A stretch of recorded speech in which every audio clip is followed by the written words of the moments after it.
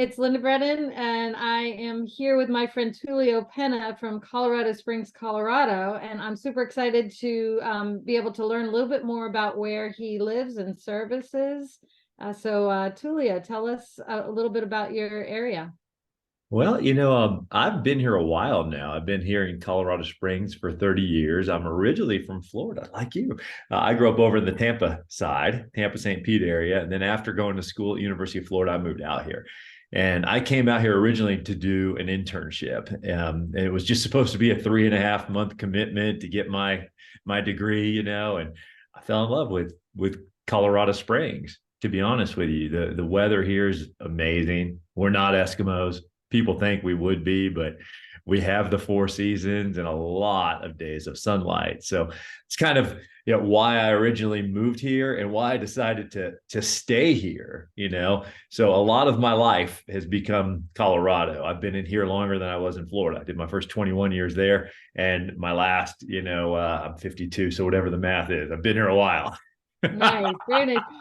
So, you went to school for what was it?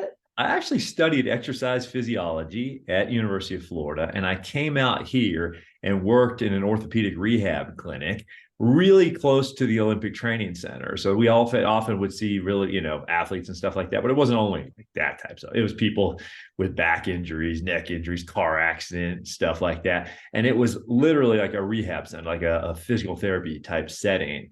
And I actually worked on the floor, putting people through like very specialized exercise programs to get people through pain situations, Okay. So that's what I did when I originally moved here. That job morphed and changed. I ended up becoming the marketing person for that company over the years. They had multiple locations, and then transitioned into real estate gradually. Nice. And how long have you been doing real estate? I am in my 25th year now doing real estate. So I've been at it for a while and really seen, like you, Linda, a lot of market changes over time. Right, right. So tell me, what's it like in your area as far as housing? What's it like to live there? You know, um, One thing when people think of Colorado, and this is what I did when I was in Florida, going, oh, I'm going to go live in Colorado. I literally thought I was going to be on a mountainside, like in a cabin with smoke coming out of a chimney and deer coming up to the window and stuff like that. And you can live like that if you want to. But most of our neighborhoods are traditional suburban neighborhoods. When you drive from east to west coming across Colorado, the first couple hours of the state, flat land. Think of Kansas. If you've ever driven across Kansas or Oklahoma or Nebraska, it's flat. Okay, the first half. Then you get to what's called the Front Range, which is the first range. It's a chain of mountains. And our big one is Pikes Peak. And the big mountains that you see throughout the state, we call 14ers because they're 14,000 plus feet up. And so they're really tall mountains. And when you're driving across the country coming into Colorado at this latitude, the first one you see is Pikes Peak because it just sticks up so high. But then there's a whole chain of other mountains connected to it.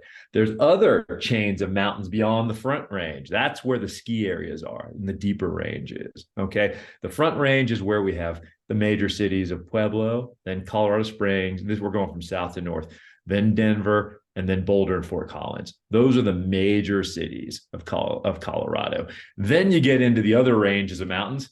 That's where the ski areas are. They're about 2 hours away from Colorado Springs by car. Okay. But that's a little bit of the lay of the land. We have neighborhoods that you can live in traditional suburban. You can live mountainside. You can live downtown, cute, quaint, older 100-year-old historic homes. And we've got a little hippie town, called Manitou Springs nearby. That's super cool. Kind of reminds you of like what a lot of college towns are like, but we have a bit of all of it here, in all honesty. Okay, nice. So I do picture like mountains, and that's kind of it. So that was Yeah. very informative. And what's there to do around there? What's the recreation like? So, we have, because we have the changes of the seasons, people do different things different times of year. Okay. In the winter, you have more of the opportunity to drive just a little ways, and often when people go to ski, they might spend a night over in Breckenridge. It's like 2 hours away. Okay. We have a lot: Breckenridge, Vail, Keystone, Arapahoe Basin. We have all these different towns that are, some of them are bigger, some of them are just ski areas. And a lot of people go to ski and snowboard to those areas. Okay. But in town, I mean, you can hike. There's hiking trails. Literally, when you live in Colorado Springs, like you, Linda, everything's like 30 minutes away in this city. Okay. Like I can get almost to any part of Colorado Springs in 30 minutes. If I go rush hour, it might be 35 minutes, but that's from the north end to the south end to the east end to the west end. But regardless of where you live, you can literally be pulling up to a trailhead to do a hike in a mountainous area within 20 minutes, which is pretty cool. I mean, it starts right there. We have some lakes. They're right, kind of to people who have big lakes. They would call our lakes ponds. And many of them are reservoirs as well that actually house our drinking water, but they do stock them because they put it through, cleaning processes for people to drink. But they stock them with trout and stuff like that. So within about 20 to 30 minutes, you can be lake fishing. 30 to 40 minutes, you can be river fishing and stuff like that. There's ponds and larger, reservoirs where people go to paddleboard. The water's cold though, so you don't really want to fall off your paddleboard. So mountain biking, hiking, all that type of stuff. And then, just like with any city, we have all kids sports to collegiate sports. We have several colleges and universities here. The Air Force Academy is here, which is fun because they have Division I everything sports, and then we have some smaller Division II schools and universities here. We can go to watch, almost every sport imaginable. My family's really into basketball and volleyball, so we enjoy watching their level, but also watching the older levels. So that's, we've got a bit of it all. We just don't have like, any big bodies of water nearby. So that's the one different thing. We're very arid here also. That's one thing, Linda, when I moved here, I was like, there's like no humidity. Because I'm from Florida, we have no mosquitoes. We have no roaches. People don't have screened in porches here. You barely ever sweat unless you're really pushing it, doing cardiovascular exercise. It's really, without humidity, cold is not as cold and hot is not as hot.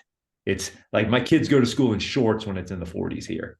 Seriously. I mean, that's how different it is. It's hard to understand that, but it's true. The 40s in Florida is not pretty.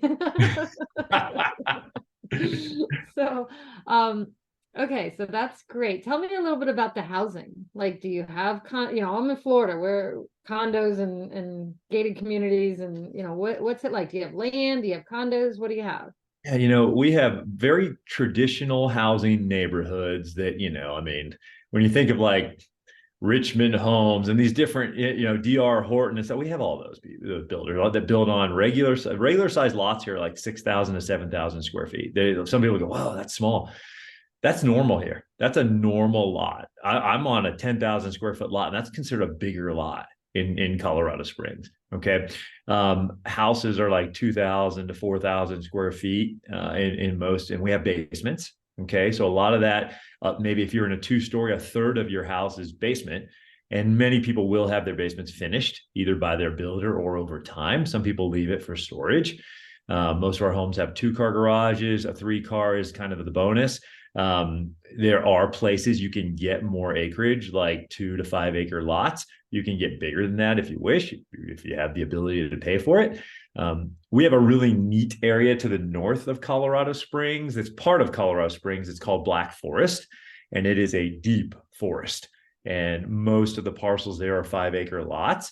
And that's where people like you guys would have like horses and stuff like that. Okay. And it's beautiful, but it's different beautiful because it's more of like being in Wisconsin in a way. You're going to be more in the trees. You're not going to see as much of the mountains because your view is the forest. So then you have mountainside, living where usually when something's beautiful, that's where the first homes went. So the mountainside got built out first years and years and years ago. So the homes tend to be a little bit older on the mountainside, and they have incredible views, but their views are of the city and sometimes of other portions of the mountains. When you're in the suburbs or in the city, you get to look at the mountains. So you're either in the view or you have a view, but the truth is there's always a view.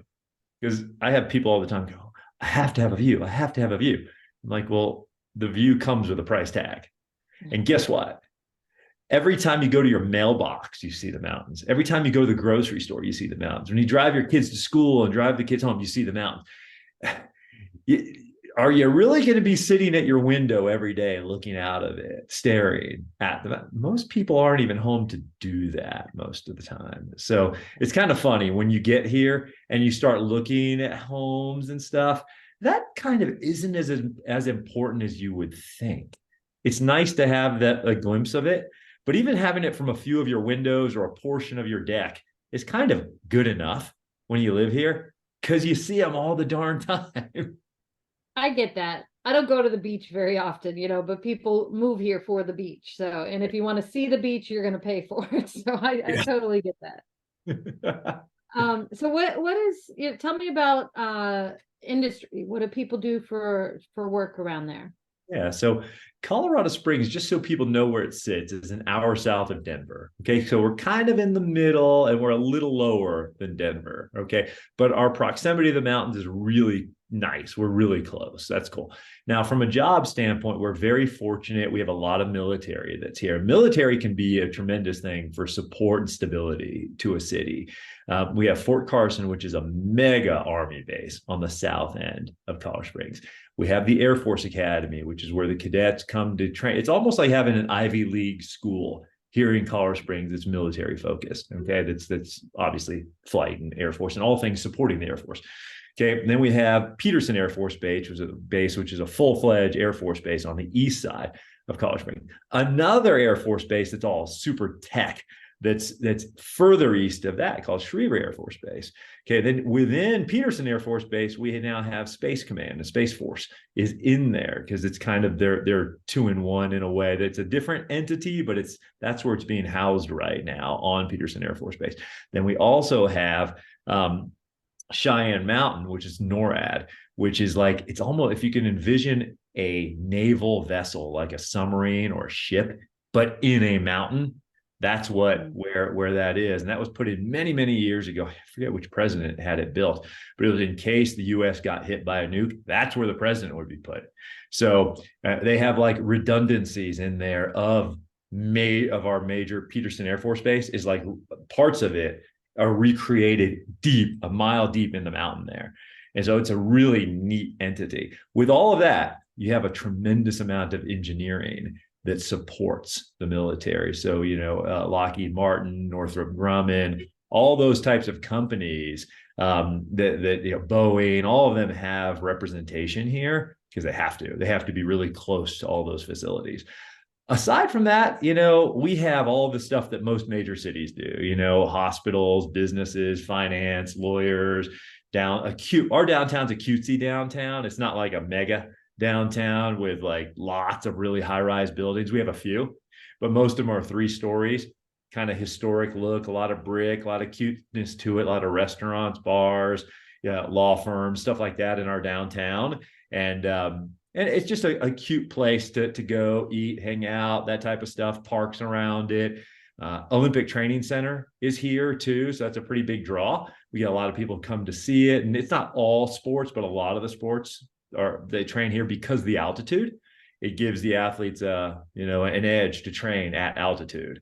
So that's a pretty cool thing to have here as well. So all of those type of things, I would say from a real estate standpoint, a lot of our bread and butter is in the military, and it's kind of neat because they have a high turnover there. I mean, I become, like you, Linda, friends with our clients. That's why it's kind of sad to see people go, but it can be, beneficial when you are a realtor because almost every military client you have is going to be moving again in 3 years. They're in and out, in and out, in and out. So that's a little bit about what our businesses are and where they come from, who they support, and stuff like that. Nice. I didn't know that. So I love learning about different places. What is like festivals? What draws them there for entertainment? Yeah, we have quite a few different festivals throughout the year. One of our biggest ones just happened. It was our Balloon Fest. We have a hot air balloon fest that comes through, and we have set like 100 or so hot air balloons. It's 3 days. That's over Labor Day weekend, and that's a really fun one. People look forward to that. Aside from that, we have things that you probably have too. We've got the 4th of July festival, same park where the Balloon Fest is. It's called Memorial Park.